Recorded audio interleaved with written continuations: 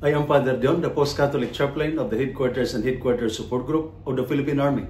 And this is Salita ng Diyos, ang ating gabay.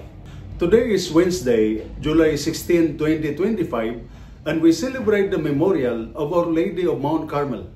As we honor the Blessed Virgin Mary as Our Lady of Mount Carmel, we are reminded of something very important, not just for our faith, but for our mental health, well-being, and inner strength as soldiers and dependents. God is present even in our most silent, stressful, or uncertain moments. And through Mary, Our Lady of Mount Carmel, we are assured that we are not alone in the fight. And there are three important things that today's scriptural readings remind us of. First, God appears in the fire, but does not let it consume you. In the book of Exodus, in our first reading, Moses was not in the temple when God called him. He was in the wilderness, tending sheep, tired, uncertain, and far from his people. But there, in the middle of nowhere, God showed up in a bush that burned but was not consumed. This is what our military and family life often feels like. Working hard, carrying burdens, dealing with emotional fatigue, anxiety, fear, or loss. But the good news is this: God sees our struggles. God hears our cries. God speaks even through fire. Like the burning bush, you may feel the heat of pressure, trauma, or emotional pain. But when God is with you, you will not be consumed. Second, when we feel unworthy and begin to ask, "Who am I?" God reminds us, "I am with you." Still in the book of Exodus in our first reading, when God called Moses, he said, "Who am I to do this?" A question many of us ask, especially in times of stress or weakness. But God did not give us resume.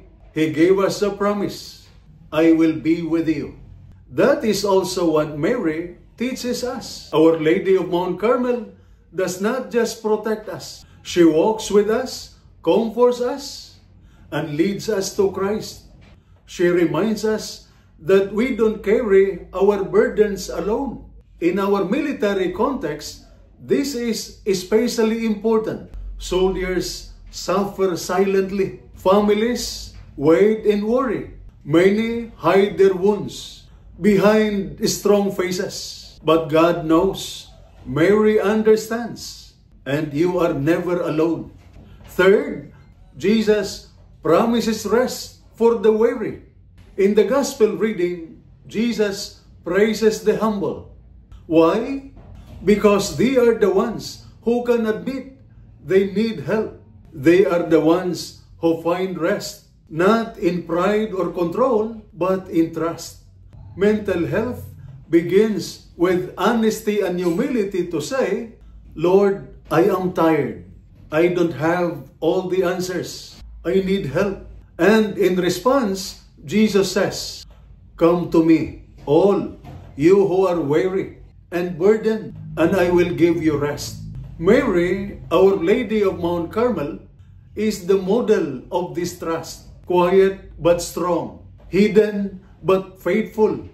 Mary offers her mantle of comfort, and Jesus offers His rest. And this is Salita ng Diyos, ang ating gabay. Let us pray.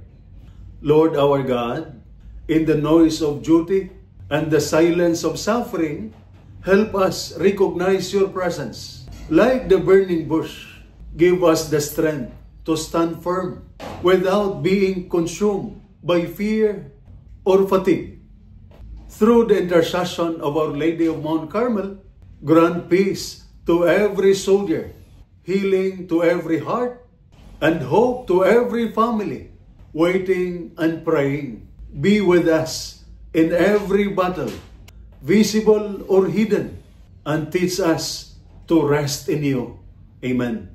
And may the Almighty God bless you and your family, the Father, the Son, and the Holy Spirit. Amen.